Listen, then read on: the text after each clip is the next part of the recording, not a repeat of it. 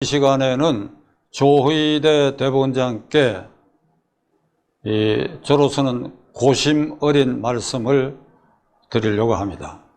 이게 대법원장님께 직접 말씀드리는 게 세 번째인데, 오늘의 대법원장님께 드리는 말씀의 결론은 오늘날 사법부가 신뢰의 위기를 넘어서서 존립의 위기에 빠져들고 있다.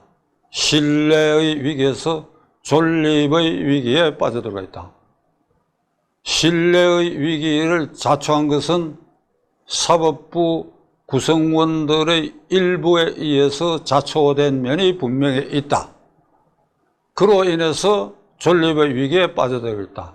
그렇다면 법관 전체 중에 지극히 일부의 신뢰 위기를 파괴한 그 부분에 대해서 대법원장께서 어떤 단호한 반성과 결기 있는 대책을 내세워야 될 것이다. 그리하여 존립의 위기에 빠지는 사법부를 다시 정상화되는데 혁명적 결단을 해야 하신다 라는 주제로 말씀드리겠습니다. 이재명 정권 출범하던 날 6월 4일 그 대통령의 취임서서가 있고 난 그날 오후에 국회에서 이제 정권을 잡은 여당이 된 민주당이 1호로 한 일이 뭐냐?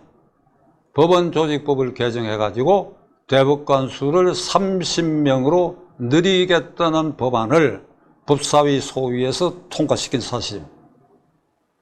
민생, 통합을 주장하던 대통령이 취임사에서 이걸 강조해놔놓고 제1호로 법원조직법 개정안을 제안한 것은 자신의 사법 리스크를 벗어나기 위한 몸부림, 조치가 1호였고 그 대상이 사법부였다. 그 대상이 대법원이었다. 이것은 대법원과 사법부를 얼마나 얕잡아 보고 만만하게 보고 그래야 완전히 길을 들이겠다고 하는 취지라고 생각한다면 이건 사법부 수장으로서 대법원장 그리고 그 구성원 절대 다수의 양심 있는 법관들의 입장에서는 이건 소름이 끼칠 일이다. 소름이 끼칠 일이다. 이재명 피고인은 5건의 사건에 12개 범죄 사실로 현재 재판이 진행 중에 있습니다. 그런데 그 중에서 지금까지 1심 판결이 난 사건 또는 2심 판결이 난 사건 또는 영장이 기각된 사건 중에 4가지 사례만을 제가 쳐들어서 이것이 사법부 신뢰의 깨트리는 결정적 계기가 되고 있다. 이재명 앞에 가면 일부 법관, 지금 제가 이제 예시하겠습니다만 그 사건들을 담당한 법관들은 이재명 앞에 가면 무릎을 꿇었다. 이 현상이 사법 신뢰 위기로 이어진 것이다. 이제 예를 들겠습니다.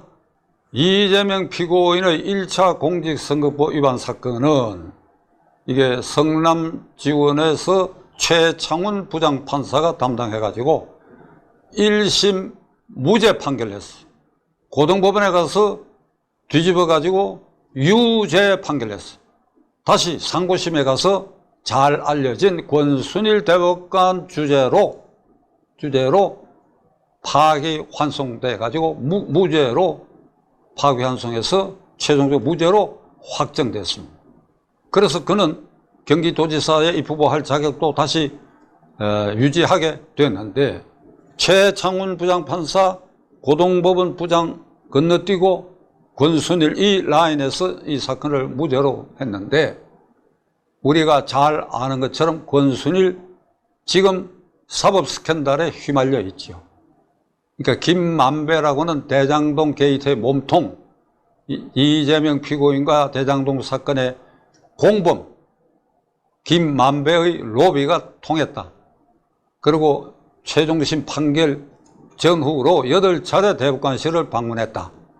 그리고 이 사건을 무죄 판결하고 나서 3개월 뒤에 임기가 종료되고 난 직후에 김만배 회사에 변호사 업무 신고도 하지 않고 변호사로서 고문료를 매월 1,500만 원씩 받다가 이게 드러났고, 그리고 50억 클럽에도 이 권순일 이름이 등장했다.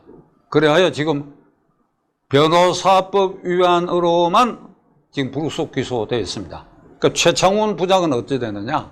최창훈 부장은 거디 대장동 게이트의 법정에서 유동규 씨가 증언을 하기를, 선사하고 증언하기를, 김만배가 말하기를 최창훈 부장 판사가 무죄로 판결하는 데는 180억을 투자했다. 이 법정 증언입니다. 이건 제가 대법원장님께 1차 직언 말씀드릴 때도 이걸 구체적으로 말씀드렸습니다. 이건 법관 징계법에 의해서 사전의 사정 청취를 해야 할 사안. 그러니까 대법원과 법원은 수사권이 없기 때문에, 그러나 그 혐의가 짙다면 검찰에 고발할 수 있어야 됩니다. 지금 아무런 동력이 없습니다. 자, 이렇게 해서 이재명 사건은 1심 최창훈 부장판사, 대법원의 권순일 대법관이 이재명 앞에 무릎을 꿇었다. 상식 밖의 일을 했다. 범죄 혐의가 있다. 이렇게 꿇었습니다. 두 번째로는 위정교사 사건 1심 판결입니다. 그건 국민들 사이에 그 내용을 접한 분들은 그게 법원이 조롱거리가 되어 있다는 걸 대법원장님께서 인식하셔야 됩니다. 위정을 하라고 시킨 이재명, 그 말을 듣고 법정에서 위정을 한 이 사건에 어떤 판결을 했느냐? 위정을 시킨 이재명 피고인은 무죄고, 그의 교사를 받고 위정을 한 사람은 유죄로 판결했습니다. 그 이유가 말이 안 돼요. 대법원장님이 잘 아시겠지만 증거의 취사, 채택, 그리고 증명력에 대한 판단은 일반적 보편적 수준에서 판단하는 것입니다. 국민들도 보편적 수준에서 판단할 다 능력과 자격이 있는 국민들입니다. 이게 말이 됩니까? 하늘과 땅을 뒤집은 판결이에요. 그러니까 이 부장판사도 이재명 앞에 무릎을 꿇은 것입니다. 셋째로 2023년 9월 20일 서울중앙지법 영장 담당 판사 유창훈 부장판사가 이재명 피의자에 대한 일련의 모든 사건, 그러니까 대장동 사건, 성남FC 대북송금 사건 등 몽땅 묶어가지고 영장이 청구되고 다시 현역 의원이었기 때문에 국회에 체포동의안 여부를 요구를 했는데, 국회에서는 이재명 의원은 이 일로 구속돼도 좋다, 구속해라, 이렇게 구속 동의를 한 사건입니다. 유창훈 부장판사가 이 영장을 기각했습니다. 그 기각한 사유는 두 번째 대법원장님께 직언할 때 제가 자세히 말씀드린데, 한마디로 말도 안 되는 소리로 기각을 했습니다. 유창훈 부장판사도 이재명 앞에 무릎을 꿇은 것입니다. 네 번째로 2차 공직선거법 위반 사건, 지금 말도 많고 탈도 많은 상태가 계속되는 2차 공직선거법 위반 사건, 3월 26일 고등법원의 새 부장판사가 김문기 개발처장을 모른다, 백현동 개발은 국토교통부의 압력에 의한 것이다 라고 이재명이 변소한 것을, 그걸 그대로 믿는다. 그러니까 공직선거법상 허위사실 유포 행위를 하지 않았다.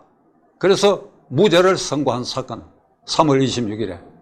그래서 대법원에 가가지고 5월 1일 유죄 취지로 파기환송되고, 그 고등법원에서 5월 15일에 1차 기일이 정해졌다가 다시 6월 18일로 연기해서 6월 18일 재판이 열리느냐 마느냐 하는 요 상태에 와 있습니다.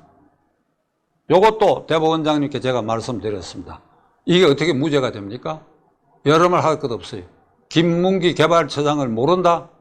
그 과정에서 스스로 목숨을 끊은 사건입니다. 이재명 피고인의 말 한마디로 목숨을 끊은 사건이에요. 그런데도 모른다? 다른 거 다 떠났어. 그 다음에 백현동 개발은 이게 자연녹지에서 준주거지로 4단계 높인 걸 반년 만에 해치웠는데, 이게 국토교통부의 압력이다. 천만의 말씀. 그 양쪽 당사자가 다 그런 증언이 있을 뿐 아니라 그리고 그 배후에는 김인섭이라는 자가 있어. 시행사의 고문으로 들어가 가지고 80억을 받고 200억을 약속받은 상태에서 이것이 이루어진 것이다. 들통이 났다. 5년 징역형을 받았다. 대법원에서도 확정됐다. 지금 교도소에 들어앉아 있습니다. 이런 사건이 어떻게 해서 무죄로 할 수 있느냐. 이건 제가 하도 법조인의 한 사람으로서 괜한 것이 아니라 분한 마음으로 대법원장님께 다시 한번 말씀드리겠습니다. 이게 김문기를 모른다라고 하는 증거에 김문기를 모른다고 말할 수 있다라는 근거로 사진이 조작됐다는 얘기입니다. 오스트랄리아 여행을 가가지고 운동복 차림으로 김문기, 유동규, 이재명 한 6, 7명이 쭉 서 있는데 이걸 검찰이 이 증거를 제출할 때 이걸 확대하다 보니까 요거 불필요하다고 생각되는 요 일부 부분을 자르고 김문기, 유동규, 이재명이 원래 있던 사실 이걸 확대를 한 것입니다. 근데 이 확대해서 제출한 이게 위조됐다고 한 게 저 얼빠진 이 고등법원의 그 부장판사들입니다. 이게 얼빠진 자들이. 자, 이렇게 해서 이 네 가지 경우 때문에 사법부의 신뢰가 떨어졌고 형사재판 또는 나아가 민사재판을 받는 당사자들도 센 놈은 빠져나간다. 유권 무죄다. 그리고 유전 무죄다. 확실하죠? 최창원 부장판사 180억 사건 해명 안 하지 않습니까? 권순희 고문료로 돈 받았지 않습니까? 그러니까 유전 무죄 플러스 유권 무죄다. 그러니까 사법부도 얼마든지 뚫린다. 신뢰 위기가 폭락한 겁니다.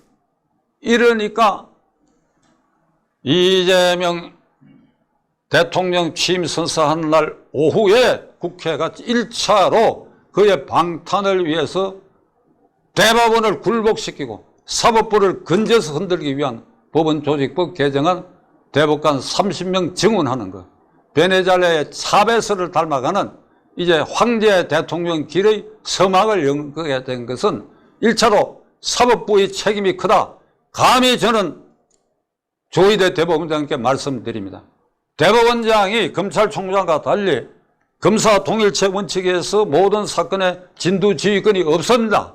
그러함에도 많은 국민들은 그래도 대법원장이니까 훈시나 훈련 등을 통해 가지고 법관의 사법 독립을 지키고 신뢰를 지킬 수 있는 어떤 그 조치가 있어야 될 것인가 하는 간절한 바람을 하고 있는 사람이 제 주위에 무수히 많습니다.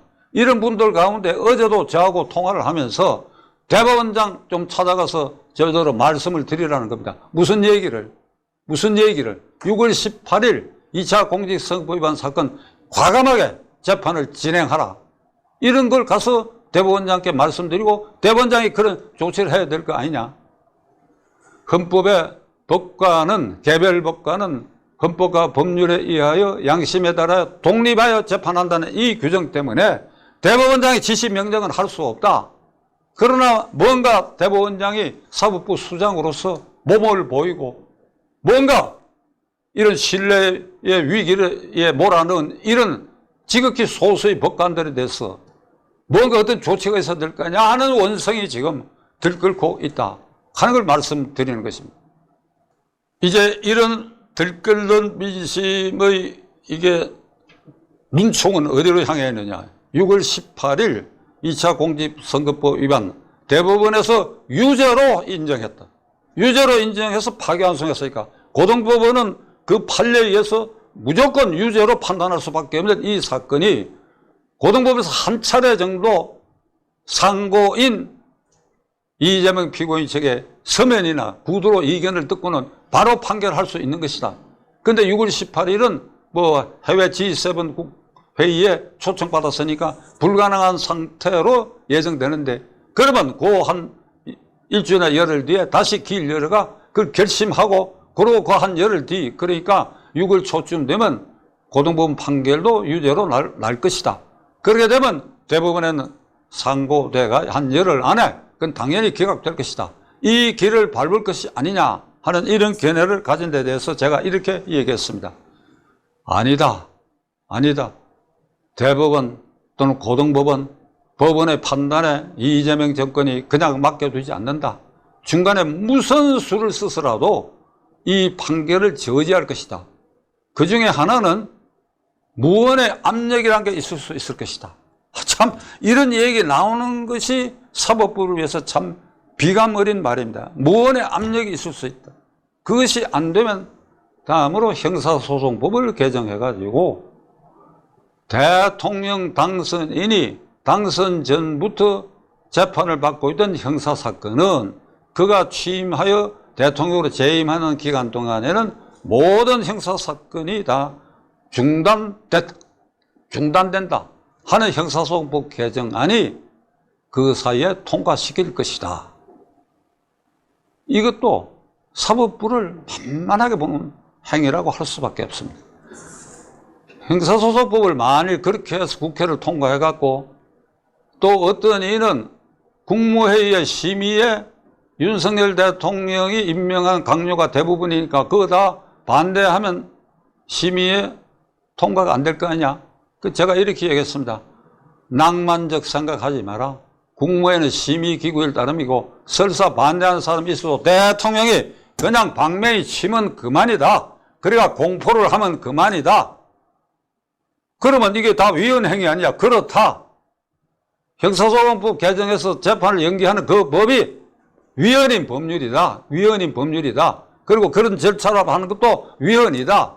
그러면 헌법재판소에 헌법소원에서 이런 절차와 이런 법이 위헌이라는 걸 다투어 본다? 그러면 헌법재판소가 위헌이라고 결정할 것 같으냐? 아니다. 헌법재판소 지금 장악했지 않느냐? 지금 추가로 2명 대통령 임명할 헌법재판관 후보 중에 그 한 사람은 오늘 아침 방송에도 이재명 피고인의 여러 재판에 변호인으로 활동하는 변호사야. 그 사람을 헌법재판소 재판관을 시키겠다는 것이. 이번에 그거 아니라 하도록 현재 7명은 완전히 장악되어 있다. 그러니까 그런 기대를 하지 말라.